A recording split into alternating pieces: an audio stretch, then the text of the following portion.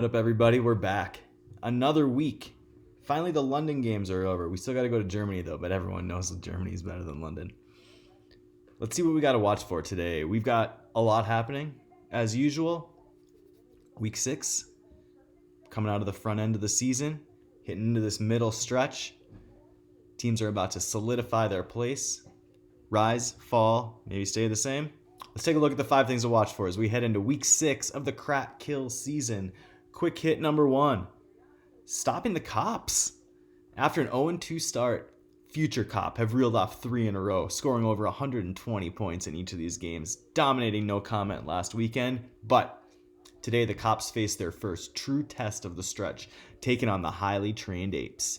These teams sit at 3 and 4 in scoring. Maybe deceptive a little bit, though, because the Apes were held to just 47 points 2 weeks ago, which says their output in their other games was much higher. Both full complement of players to play. The Apes just had Nick Folk kicking it around in old London town. Not much, though, on the other end from DeAndre Hopkins. Not a great game for him. The Cops, though, everybody to play. Cops looking for another win. If they can get it, they would pull into a tie with the Apes at 4-2. This will be a good one to watch. 2 classic squads going at it today. The Resurgent Cops and the Resurgent Apes. Fun game today for those 2 squads. Quick hit number 2. Going to town. Shit town. 5-0. Really? The story of the season and maybe the league's, well, let's not say maybe. They are the league's best team. Leads in scoring, running through teams right now. 3 straight high scores. They haven't been held under 106 points. And they have twice gone over 140 points. Shittown has looked virtually unstoppable in the early going, but as we know, anything can happen. Today, Shittown taking on somebody at the opposite end of the spectrum. Dimebags. Town heavily favored. Of course, Shittown is building towards a marquee matchup in 2 weeks with right now fellow undefeated and only fellow undefeated King Quon. These teams hoping that they don't stumble, because if we can get them both at 7-0 in 2 weeks, that would be a great matchup to watch. Or, even better, they're both 5-2. Let's hope for the latter. Quick hit number 3. King's Court. Not far behind. Town is King Quon. Also 5-0. Also scoring in bunches. After being held to 96 points in Week 1, Quon has scored at least 117 points in every game since. Today, facing off with Superfly TNT. Of course, the runner-up last year, and Ao is a tough one to take down. The Flies got Cooper Kupp back last week, and he came back with a vengeance, scoring 16 points in his season debut. Of course, was the player to watch last week. Flies hoping for a bounce back from Dak this week as well. On the other side, King Quon. All you really got to say about Quon is Josh Allen and Stephon Diggs. Over the last 3 games, these guys are equal. They have each scored 65 points in the last 3 games, 130 total. That's 22-ish points per game for each of those players.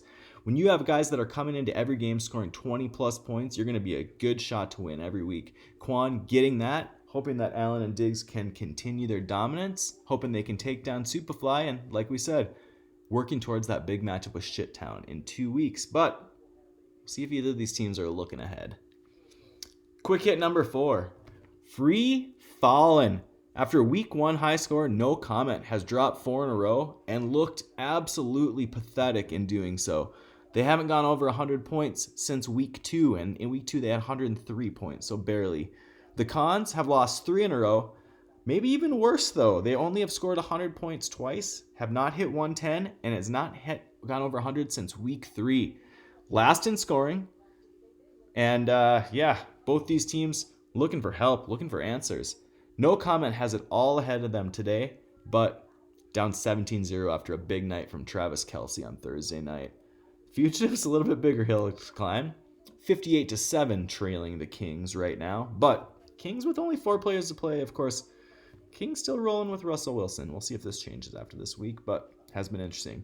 No Comment. One silver lining to their dark cloud is that they will get Austin Eckler back today after missing every game since Week 1. We'll see if they can get Eckler back and maybe get a win for No Comment. Fugitives looking for a win as well. Quick hit number 5. The Limping Champs. Injury and insult both hit the Jeans this week. Another loss, coupled with losing Devon Achan and Tony Richardson for at least 4 weeks as both those players were put on the injured reserve. Both have been key pieces to keep the Genes afloat at 2-3 this year, and without them, sailing could get rocky and rough for the Mean Genes. They'll turn to Gardner Minshew at quarterback today. Interesting choice, but Minshew has been at least all right in his appearances this year. Not a full game yet, though. I know he has had one full game, I guess. So, yeah, we'll see how Minshew looks for the Genes today. Been a Gene before, so maybe he'll be in a familiar setting. Of course, you can't ever count the Genes out. They are a late season team, and they have been absolutely dominant the last few seasons, 3 straight championships. We'll see if they can keep it up and get a win today. Mean Genes taking on All Business. That'll be a tough one today, as All Business had a nice showing last week, and we'll hope for more from DJ Moore today. Finally, the player to watch. Thought about it last week, held off. We're going for it today. It's Jonathan Taylor from the Fugitives. Taylor, back last week, eased into work. We'll see if he's a full go today. The Fugitives need a big day from Jonathan Taylor, hoping he can regain that form in 2021 that made him the league's best back. That's why they took him, and that's what they're hoping for. So, Jonathan Taylor, the player to watch today. We'll see if he can make something happen. And with that, that's all for Crack Kills Quick Hits for Week 6. Good luck to everybody this week, except unfinished business. And it's time to fire Matt Entz.